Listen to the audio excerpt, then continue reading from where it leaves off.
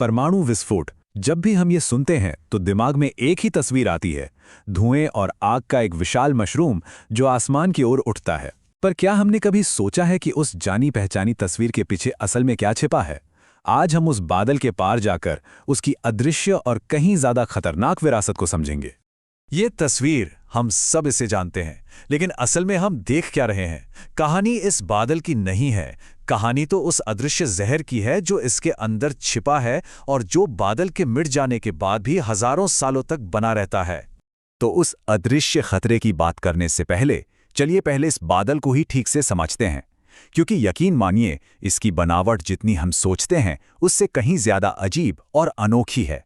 तो ये मशहूर मशरूम शेप बनता कैसे है? देखिए, सब कुछ एक बहुत बड़े, बहुत गर्म आग के गोले से शुरू होता है। ये आग का गोला एक हॉट एयर बलून की तरह तेजी से ऊपर उठता है और अपने साथ जमीन से धूल, मिट्टी, मलबा सब कुछ ऊपर खींच लेता है। पर कहानी यही खत्म नहीं होती। जैसी जगह वैसा भेस, मतलब अलग अलग हालात में ये बादल कुछ बहुत ही अजीब शक्लें ले सकता है। जरा सोचिए, आग के गोले की गर्मी इतनी ज्यादा होती है कि वो जिस टावर पर बम रखा गया था उसके लोहे के तारों को पिघलाकर चमकते हुए प्लाज्मा में बदल देती है। और बस कुछ सेकंड्स के लिए ऐसा लगता है जैसे इस मशरूम क्लाउड के डरावने पैर निकल आए हों। या फिर ये देखिए, साउथ पैसिफिक जैसी गर्म और नमी वाली जगहों पर जब धमाके की शॉक वेव हवा में मौजूद नमी की परतों से टकराती थी तो ये ऐसे भूतिया से छल्ले बनते थे जो पूरी तरह पानी की भाप से बने होते थे। और जो सबसे बड़े, सबसे ताकतवर बॉम्ब थे, उनका तो मामला ही अलग था। उनका बादल इतनी तेजी और इतनी ऊंचाई तक जाता था कि वो आसमान की ऊपरी ठंडी परतों में मौजूद नमी को जमा देता था। नतीजा, बादल के ऊपर ऐसी एक या कभी-कभी कई विशाल बर्फीली टोपियां बन जाती थीं। और हाँ, तस्वीरें धोखा भी दे सकती हैं। ये जो तस्वीर है ये शायद सबसे मशहूर परमाणु धमाकों में से एक है, लेकिन ये मशरूम क्लाउड असल में मशरूम क्लाउड है ही नहीं। ये पानी के नीचे हुए एक टेस्ट का नतीजा था। जो दिख रहा है वो धुएं का नहीं बल्कि पानी का एक खोखला खंबा है जिसके ऊपर बस थोड़ी देर के लिए भाप का बादल बना था। तो ये जो बादल की अलग अलग शक्लें हैं, ये सब तो बस एक दिखावा है, एक छलावा। असली खतरा, असली कहानी तो उस चीज की है जिसे ये बादल एक सवारी की तरह अपने अंदर लेकर चलता है, और उसका नाम है न्यूक्लियर फॉलआउट। तो ये फॉलआउट है क्या? इसे एक तरह की अदृश्य, जहरीली धूल समझिए। धमाके से बने बेहद छोटे छोटे रेडियो एक्टिव कण। ये कण बादल से गिरकर हर चीज पर जम जाते हैं, जमीन पर, पानी में, घरों पर। और ये मिनटों या घंटों तक नहीं बल्कि हजारों सालों तक उस जगह को जहरीला बनाए रखते हैं। अब इस फॉलआउट में कई तरह के खतरनाक तत्व होते हैं और सबकी उम्र या जिसे हाफ लाइफ कहते हैं अलग अलग होती है।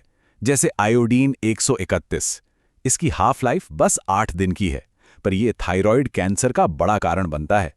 फिर है स्ट्रोंटियम 90 जो 29 साल तक खतरनाक रहता है। ये कैल्शियम की नकल करके हमारी हड्डियों में जम जाता है और बोन कैंसर या ल्यूकीमिया जैसी बीमारियां पैदा करता है। और फिर सबसे खतरनाक है प्लूटोनियम 239। इसकी हाफ लाइफ 24,000 साल है। ये एक ऐसा जहर है जो अनगिनत पीढ़ियों तक हमारे साथ रहेगा। 24,000 साल, जरा इस आंकड़े को समझिए। आज से 24,000 साल पहले इंसान पत्थर के औजार इस्तेमाल करता था। ये एक ऐसी विरासत है जो पाषाण युग से शुरू होकर हमारे भविष्य में बहुत दूर तक जाएगी। तो अब ये तो समझ आ गया कि ये फॉलआउट कितना खतरनाक है, पर सवाल ये है कि यह सफर कैसे करता है? कैसे एक जगह हुआ धमाका अपनी जहरीली छाप पूरी दुनिया पर छोड़ देता है? वैज्ञानिक इसे 2 हिस्सों में देखते हैं। पहला है लोकल फॉलआउट।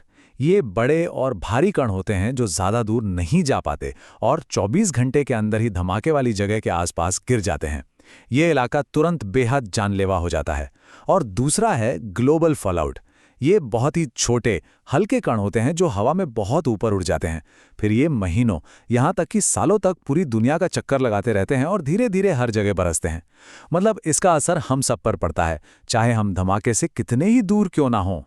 लोकल फॉलआउट कितना भयानक हो सकता है, इसका एक खौफनाक उदाहरण है 1954 का कैसल ब्रावो टेस्ट। धमाके के बाद एक सफेद रेडियोधर्मी राख की बारिश हुई। वैज्ञानिकों ने इसे बिकिनी स्नो का नाम दिया।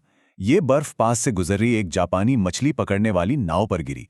उन मछुआरों के लिए वो कोई बर्फ नहीं बल्कि मौत की बारिश थी। और ये सिर्फ इंसानों को ही नहीं मारता, ये हमारे पूरे पर्यावरण पर, हमारी इकोसिस्टम पर ऐसे गहरे निशान छोड़ता है जो शायद कभी नहीं मिटेंगे। चेरनोबिल की तबाही इसका सबसे बड़ा सबूत है।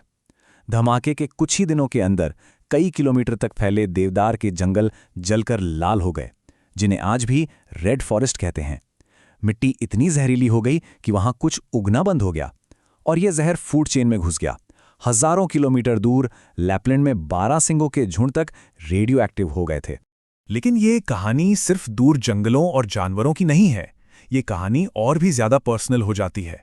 ये जहर चुपके से हमारे शरीर में और हमारे बच्चों की हड्डियों तक में पहुंच गया। ये कोई डरावनी कल्पना नहीं, बल्कि ये हकीकत है जिसे बेबी टूथ सर्वे ने साबित किया। 1950 और 60 के दशक में जब पूरे दुनिया में परमाणु परीक्षण हो रहे थे, तो आम लोगों ने एक मुहिम चलाई। उन्होंने अपने बच्चों के टूटे हुए दूध के दांत जमा करना शुरू किया।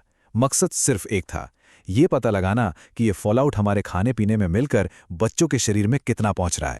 और जो नतीजे आए वो दिल दहला देने वाले थे। 1963 के बाद जन्मे बच्चों के दांतों में परमाणु परीक्षण शुरू होने से पहले जन्मे बच्चों की तुलना में कैंसर पैदा करने वाले स्ट्रोंटियम 90 की मात्रा 50 गुना ज्यादा पाई गई। 50 गुना! इस एक सर्वे ने दुनिया भर की सरकारों को हिलाकर रख दिया और राष्ट्रपति कैनेडी पर परमाणु परीक्षणों को रोकने के लिए भारी दबाव डाला। तो क्या इस खतरे से बचने का कोई तरीका है? देखिए, लंबे समय का खतरा तो बना रहता है, लेकिन तत्काल रेडिएशन से बचने के लिए एक छोटा सा नियम है, जिसे 7-10 रूल कहते हैं। ये बहुत सिंपल है। हर 7 गुना समय बीतने पर रेडिएशन का खतरा 10 गुना कम हो जाता है। मतलब 7 घंटे बाद रेडिएशन 90% कम हो जाएगा। फिर उसके 7 गुना यानी करीब 49 घंटे या 2 दिन बाद ये शुरुआती लेवल का सिर्फ 1% रह जाएगा। ये एक तरह का सर्वाइवल गाइड है।